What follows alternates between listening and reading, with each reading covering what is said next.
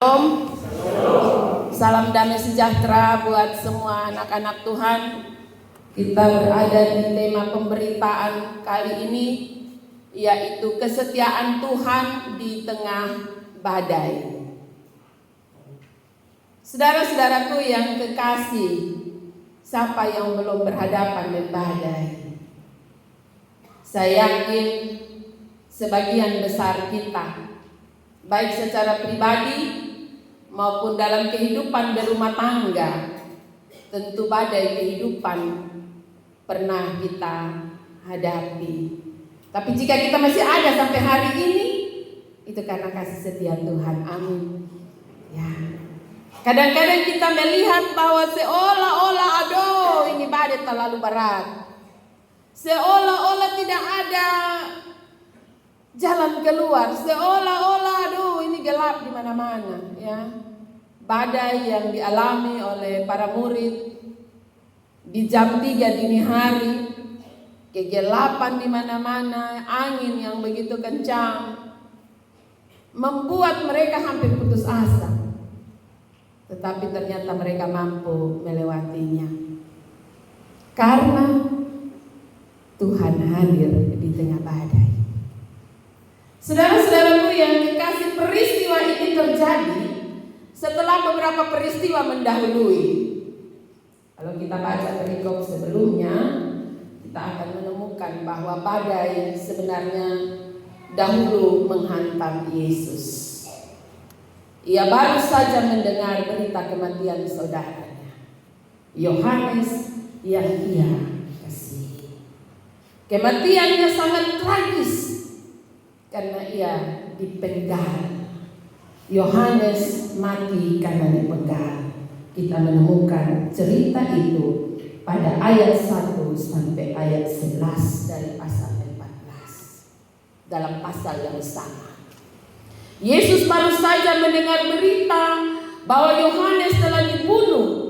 Setelah dimasukkan ke penjara, kemudian ia dibunuh dengan cara dipenggal. Ini menjadi sebuah berita yang membuat pukulan hebat bagi Yesus. Karena itu kalau kita membaca ayatnya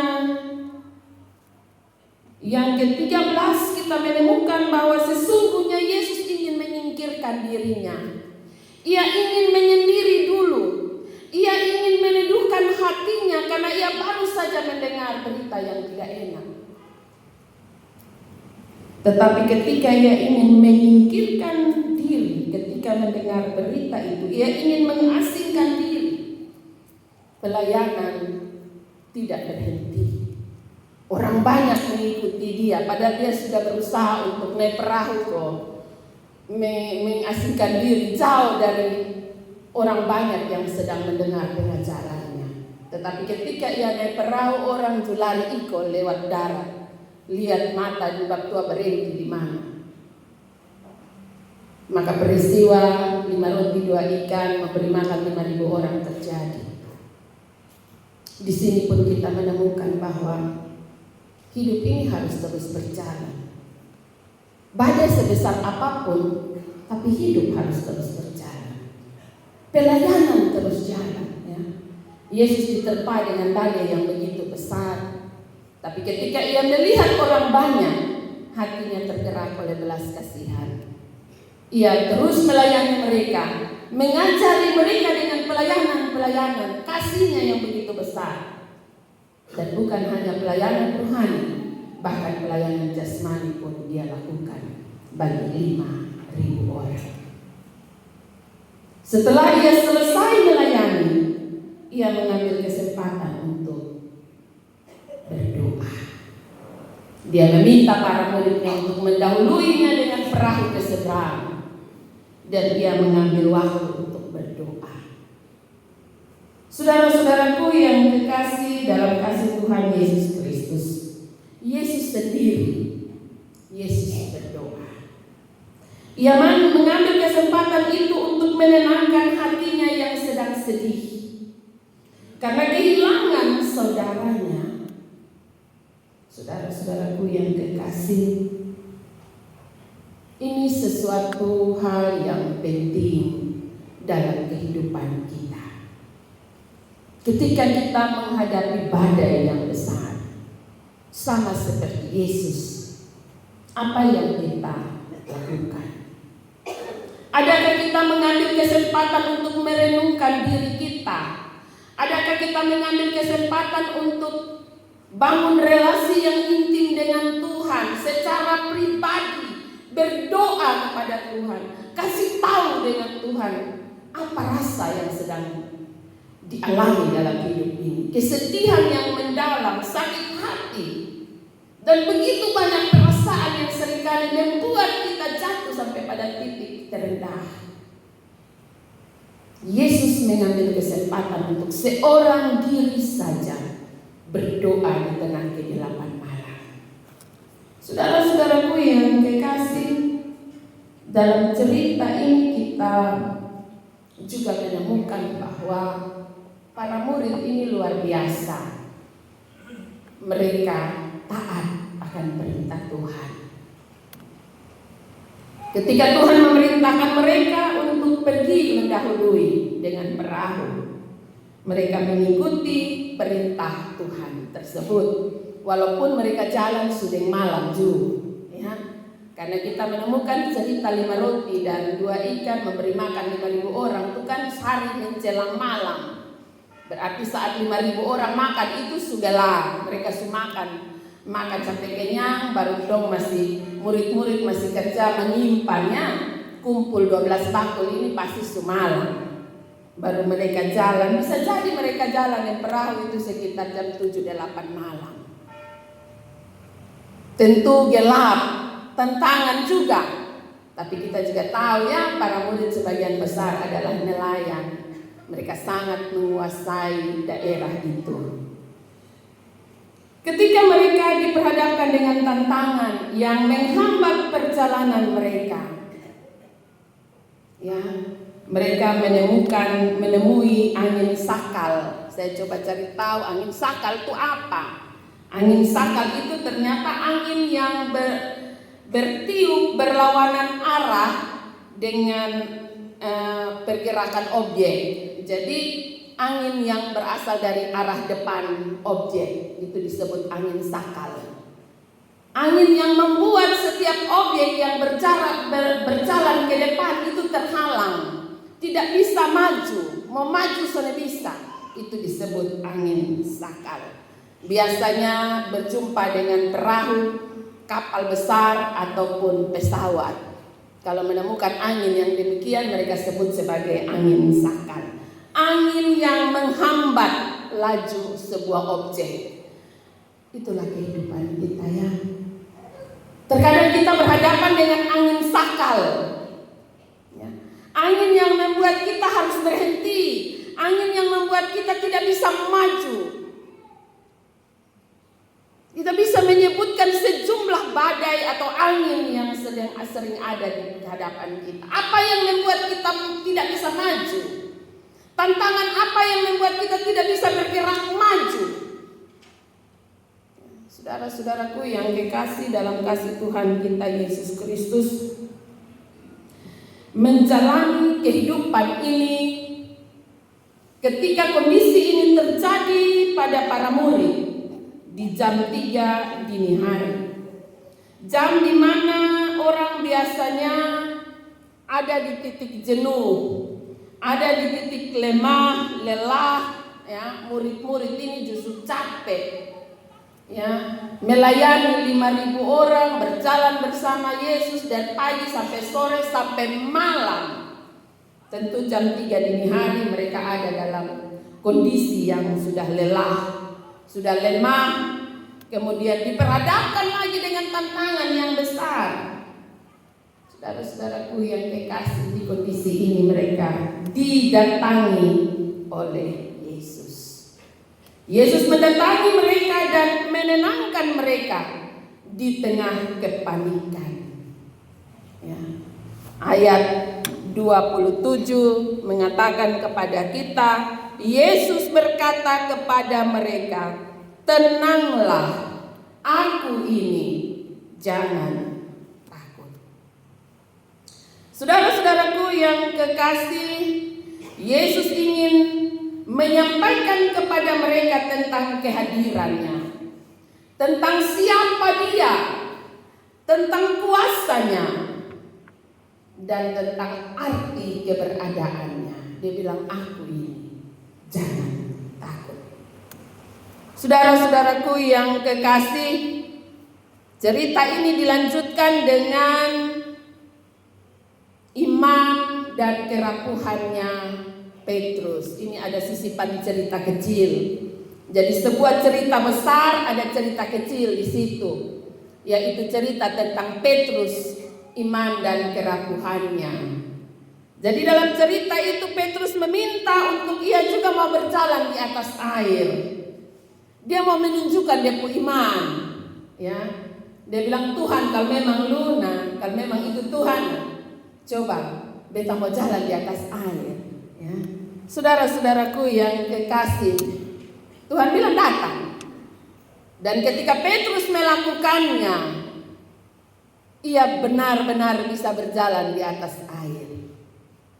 Tetapi dalam seketika ketika fokusnya teralih, ya, bacaan kita menemukan di sini, ia mengatakan, tetapi ketika dirasanya tiupan angin, maka takutlah ia dan mulai tenggelam. Ketika fokusnya beralih, tadinya dia memandang kepada Tuhan, toh dia bilang, Tuhan, kalau memang itu Luna, bet mau jalan di atas air. Dia bilang, mari datang. Ia memandang kepada Yesus. Ketika ia memandang kepada Yesus, dia bisa berjalan di atas air. Tetapi ketika fokusnya teralih, ia berpaling dari Yesus. Ia tidak lagi memandang kepada Yesus. Ia merasakan angin, tiupan angin.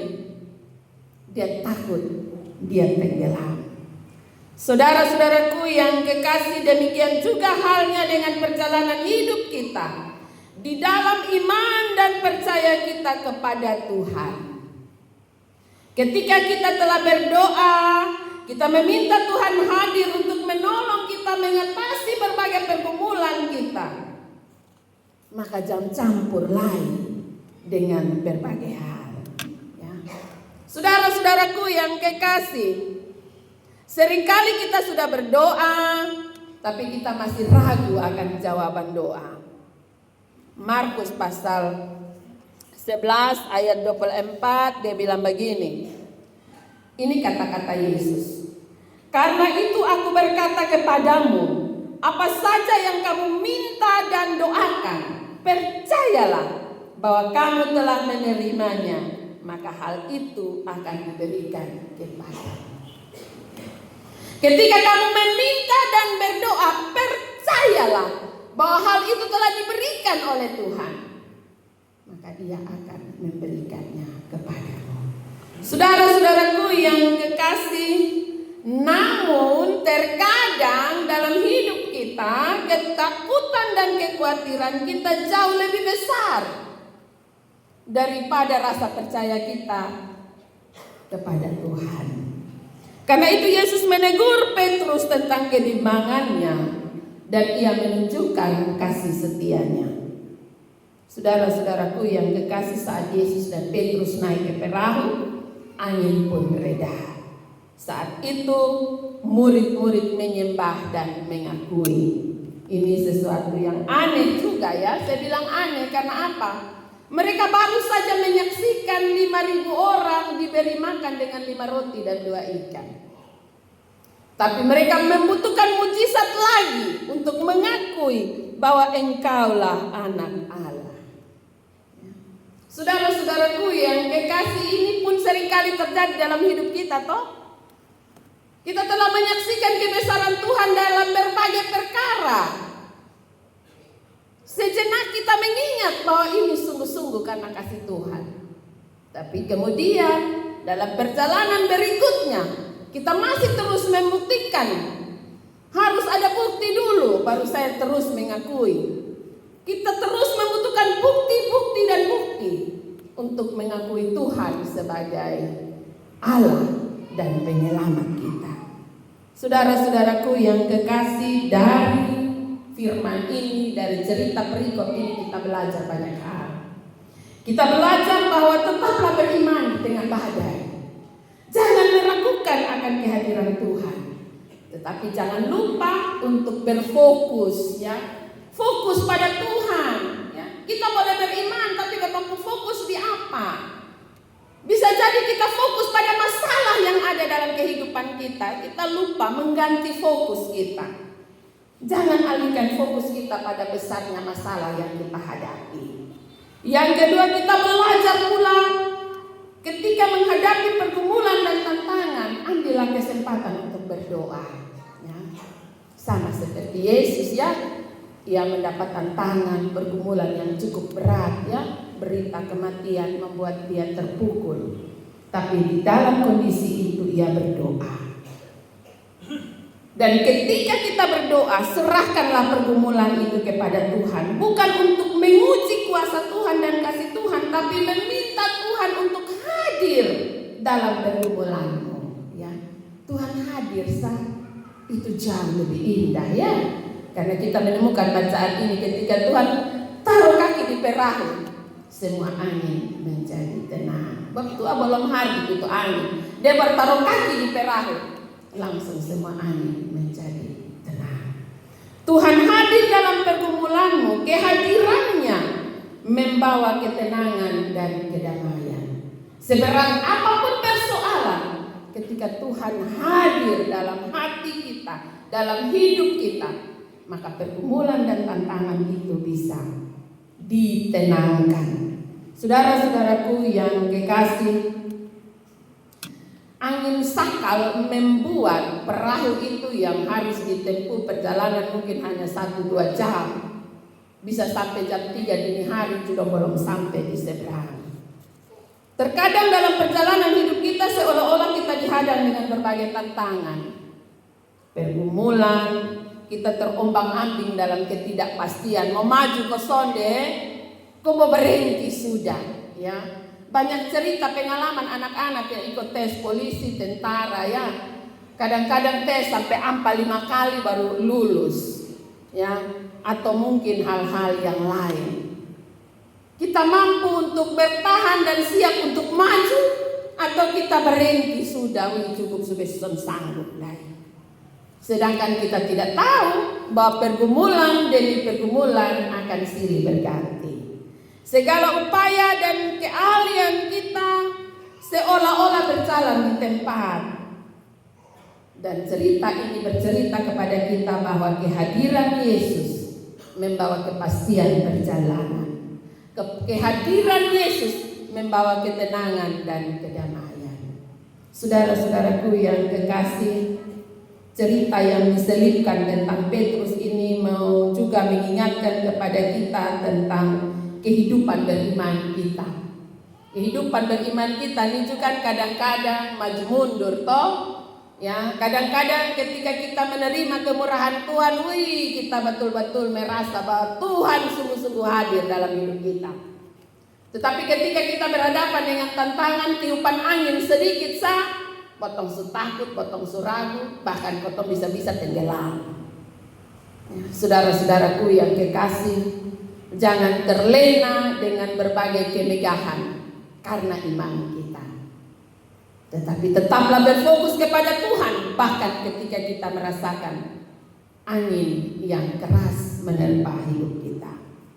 Apa saja yang menjadi badai dalam hidupmu, apa saja yang menghambatmu untuk maju, banyak kita bisa menyebutkannya. Tetapi apa yang menjadi sikap kita? Pertanyaan ini begitu penting. Bagaimana sikap kita menghadapi tantangan yang menghambat majunya kehidupan kita? Adakah badai yang lebih besar dari kuasa Tuhan? Adakah masalah yang lebih besar dari kehadiran Tuhan? Masihkah kita ragu akan kuasanya? Saudara-saudaraku yang kekasih, teruslah meminta Yesus untuk hadir dalam kehidupanmu. Teruslah meminta Yesus untuk hadir dalam keluargamu, dalam rumah tanggamu, bahkan dalam gereja. Dan lihatlah bagaimana damai itu menguasai hidup kita. Saudara-saudaraku yang kekasih, saya juga ingin membacakan bagi kita surat pertama Korintus pasal 10 ayatnya yang ke-13. Pencobaan-pencobaan yang kamu alami ialah pencobaan-pencobaan biasa, yang tidak melebihi kekuatan manusia, sebab Allah setia, dan karena itu Ia tidak akan membiarkan kamu dicobai melampaui kekuatanmu. Pada waktu kamu dicobai, Ia akan memberikan kepadamu jalan keluar sehingga kamu dapat menanggungnya. Hadirkanlah Tuhan dalam badai hidupmu. Hadirkanlah Tuhan dalam keluarga dan gerejamu. Dan lihatlah bagaimana kedamaian itu menguasai hidupmu. Jadikan Tuhan sebagai prioritas dalam hidupmu. Tuhan Yesus memberkati firman-Nya. Amin.